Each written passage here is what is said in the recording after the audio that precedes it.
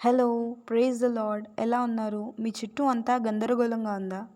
నాకేమీ అర్థం కావట్లేదు. అంతా కేయాస్, అంతా అల్లరల్లరిగా ఉందని ఫీల్ అవుతున్నారా? టెన్షన్ ఫీల్ అవుతున్నారా?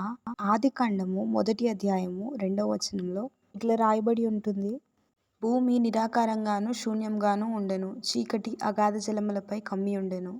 దేవుని ఆత్మ జలములపై అల్లాడుచుండెను. ఆ చీకటిలో ఆ అగాధ జలములపైన దేవుని ఆత్మ అల్లాడుచుందని రాయబడి ఉంటుంది. అల్లాడడం అంటే హవరింగ్. ఆ చీకటి అగాధ జలములున్న చోట దేవుని ఆత్మ సంచరిస్తుంది. ఈరోజు అది ఎట్లాంటి డార్క్ డే అయినా, ఎంత కేయాస్ సిచ్యువేషన్ అయినా అక్కడ పరిశుద్ధాత్మ దేవుడు మీతో ఉన్నాడు. ఆ అల్లరి ఉన్న చోట కూడా నీకు సమాధానం ఇవ్వడానికి ఆయన నీ తోడున్నాడు. యెషయా గ్రంథము 9వ అధ్యాయము 6వ వచనంలో యేసు ప్రభు గురించి ఇట్లా రాయబడి ఉంటుంది. ఆశ్చర్యకరుడు, ఆలోచనకర్త, బలవంతుడగు దేవుడు, నిత్యుడగు తండ్రి, సమాధానకర్తయగు అధిపతి అని ఆయనకు పేరు పెట్టబడును. ఆయనకున్న పేరు సమాధానకర్తయగు అధిపతి, ప్రిన్స్ ఆఫ్ పీస్. సమాధానానికి మూలము ఆయనే. ఆయనను బట్టే సమాధానం. ఆయన యందు విశ్వాసం ఉంచు. నీ గందరగోళ స్థితిలో ఆయన నీకు సమాధానాన్ని ఇస్తాడు, సహాయాన్ని చేస్తాడు. దేవుడు యెషయా గ్రంథము 54వ అధ్యాయము 10వ వచనంలో ఇట్లా అంటాడు. పర్వతములు తొలగిన, మెట్టలు తత్తరిల్లినను నా కృప నిన్ను విడిచిపోదు. సమాధాన విషయమైన నా నిబంధన తొలగిపోదు అని నీ యందు జాలిపడు యెహోవా సెలవిచ్చుచున్నాడు. నీ యందు జాలిపడే దేవుడు ఈ మాట అంటున్నాడు. సమాధాన విషయమైన నిబంధన తొలగిపోదని. పరిస్థితి ఎట్లాంటిదైనా సరే, పర్వతాలు తొలగిపోయినా, మెట్టలు తత్తరిల్లినా, ఎంత అల్లకల్లోలమైన సమాధాన విషయమై దేవుడు నీతో నాతో చేసిన నిబంధన యేసుక్రీస్తు సిలువలో చేసిన త్యాగమే. ఆయన సిలువలో చేసిన కార్యాన్ని బట్టి మనకి విడుదల, విమోచన, విజయము, ఆనందము.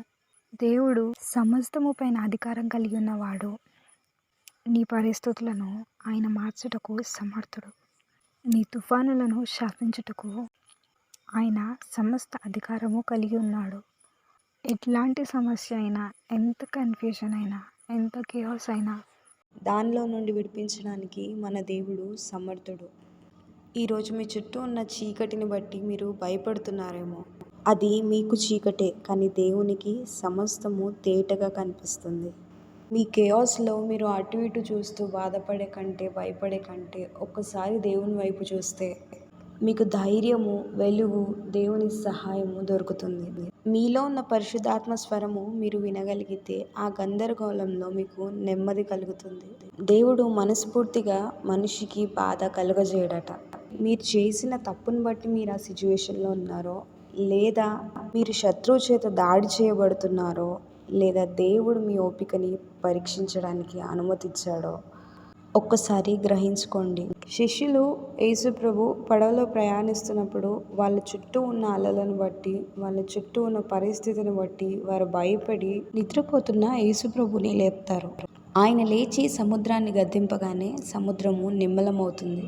శిష్యుల విశ్వాసం విషయమై దేవుడు పరీక్షను అనుమతిస్తే వాళ్ళు ఇంకా బలహీనులుగానే కనిపించారు.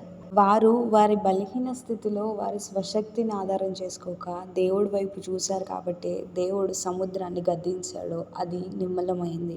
ఈరోజు మీ విశ్వాస పరీక్షలో మీరు చింతించక, మీ స్వశక్తిని ఆధారం చేసుకోక ఒక్కసారి దేవుడి వైపు చూసి ఆయనకు మొరపెట్టండి. మీ సమస్యను శాసించుటకు సమర్థుడు ఆయనే. ఆయన మాట సెలవిస్తే సమస్తము నిమ్మలమవుతాయి. ప్రతికూల పరిస్థితి మారుతుంది. హల్లెలూయా.